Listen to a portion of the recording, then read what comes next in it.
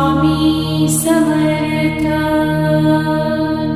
Shri Swami Samarth.